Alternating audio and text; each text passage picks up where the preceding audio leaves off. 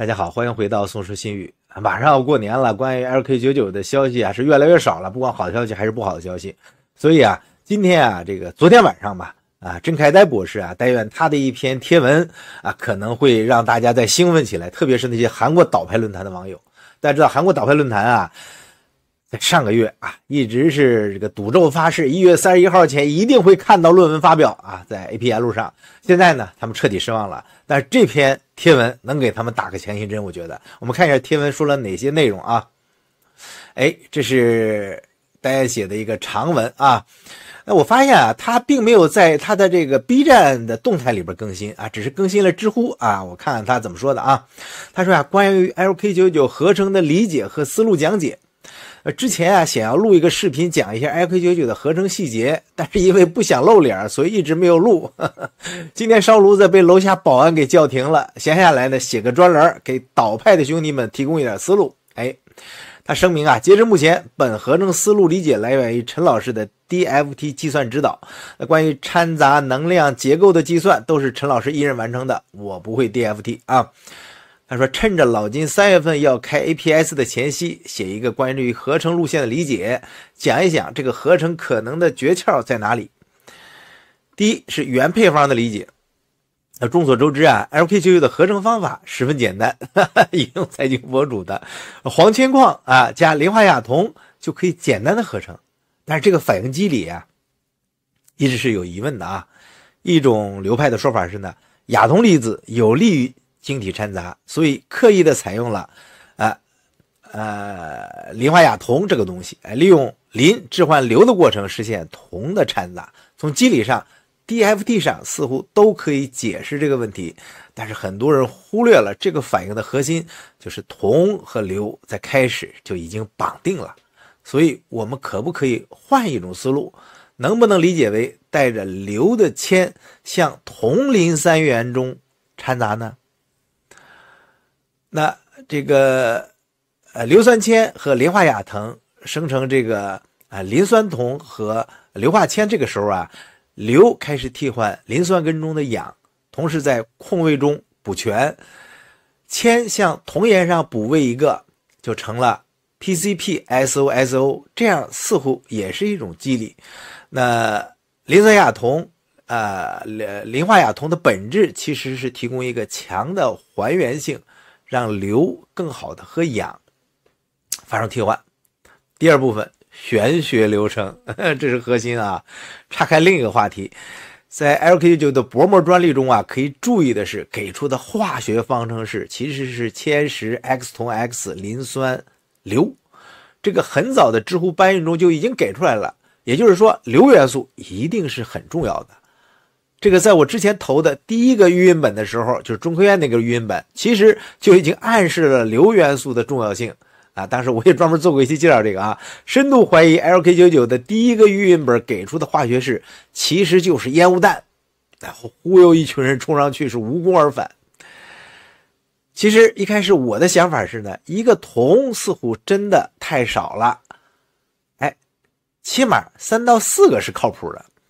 于是呢，用羟基磷灰石作为前驱体，开始制备这个磷灰石。但是实际上当 X 大于2的时候，铜就已经掺杂不进去了。LK 原文中给出的那个 0.9 到 1.1 其实是非常合理的。当空穴中的原子是氧的情况下，铜很难进去。于是乎，这个时候陈老师出马了，开始计算空穴中元素的替换，就是开始把氧替换成硫开始试试。当然也是之前说的，效果看起来不错。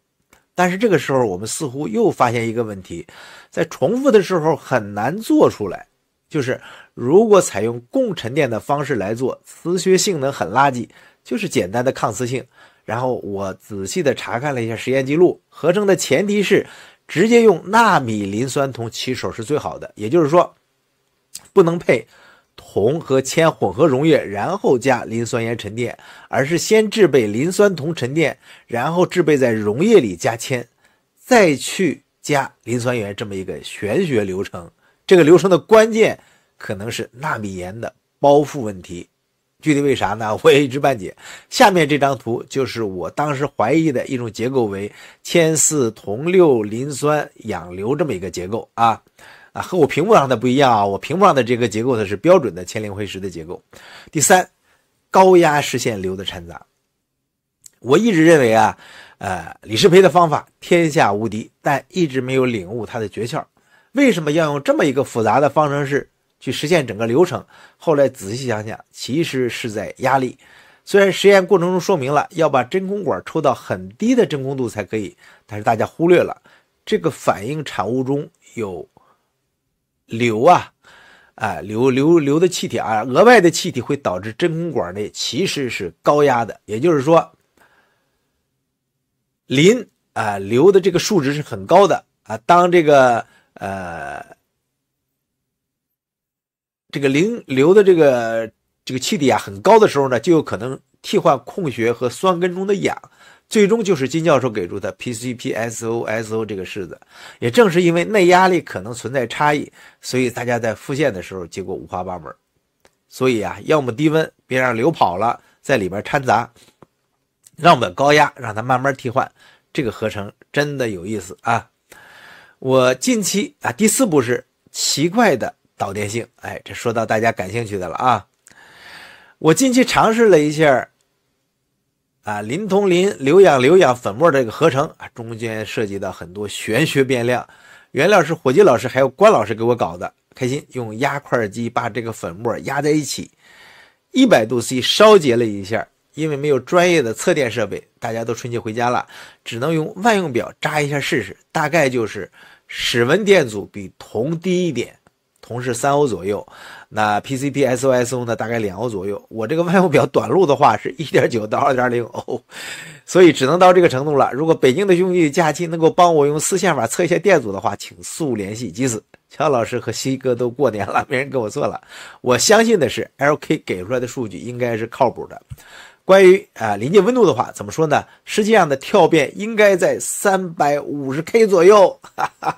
怎么样？是不是一个激动人心的好消息？这个这里边有好几点啊，就是比较有意思的，我们再看一下啊。这个一个呢，就是咱从后往前数啊，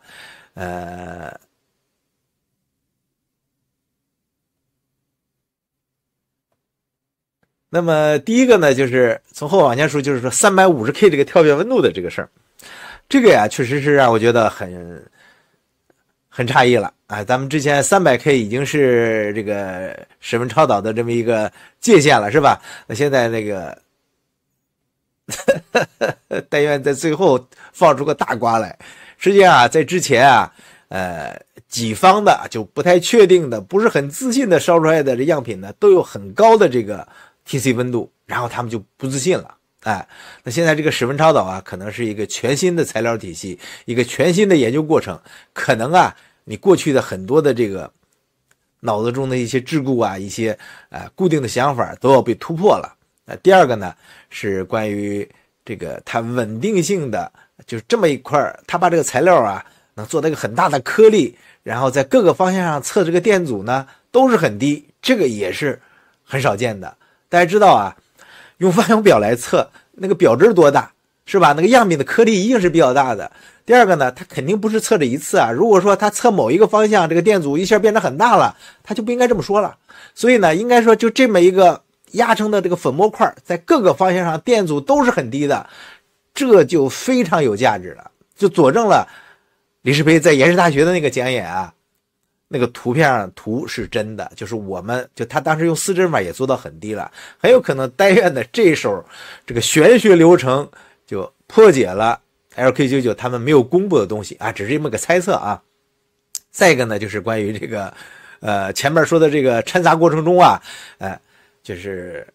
一开始第一个预晕版可能是烟雾弹，这个我们之前做视频看过视频的朋友都知道，我们讲过很多次，它很有可能它这个最早放出来的东西呢，它藏着掖着一些玩意儿，现在看起来呢越来越像真的了。这个逻辑就是，如果李世培在延世大学拿出来的东西是真的，那他在预晕版论文里边一定有话没说啊，并且这个留天留地留的太多了，他这个留白。再一个就是他原配方上，我们前面这个做过一期啊，说伦敦大学的这个罗伯特教授化学系的哈，他说这个王博士啊，正开呆的这个合成呢是一种非常优雅的合成啊，如果合成成功的话，现在呢看起来啊，不单单是优雅的问题了啊，这个应该说他这个脑筋啊，确实是思路打开的非常开阔啊，和可能就是年轻啊，可能就是呢，我不是搞这个超导专业的，我是做有机合成的，我照我的专业思路，我天马行空，我就搞出来了。再一个就是陈老师在前面给他指路子了，把这个算得很清楚。所以看到这儿呢，我是一个是比较兴奋啊。昨天晚上就有朋友说，就赶紧说吧，又有料了。哎呀，生产队的驴也要休息啊，是吧？我感受比较深的是什么呢？就是王博士啊，就郑开呆他这个思路啊，确实比较开阔，并且生活中呢，就是微信群里边聊天啊，感觉到他这个人确实做事呢，就是性格当然开朗嘛，大男孩嘛。再一个呢，就是他确实是限制还是比较少的。大家知道啊，在体制内，在科研部门，在单位，在学校，很多朋友啊，其实一说到某一个，比如说学阀事件也好，因为一个有关学术圈啊，或者是学校里边一个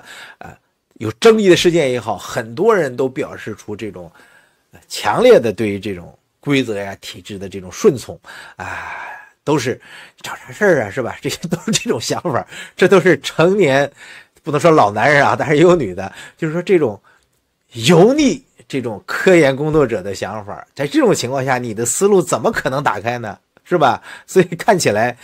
更多的研究啊，为什么年轻的时候会出成果呢？就是年轻的时候，你个人的很多东西都没有被锁死啊，你的这个想法啊有无限可能。而一旦你结婚有孩子，生活的重担压到身上，你束手束脚的时候啊，你不能说啥也干不成，你只能说你得规规矩矩的排着队往前走了。弯道超车呀，那别想了，好吧？这就是关于呆博士的这篇论文、这篇贴文的一个简单介绍。后边呢，我会做一篇英文的介绍啊，发到这个其他平台上。谢谢大家收看，下次再见，拜拜。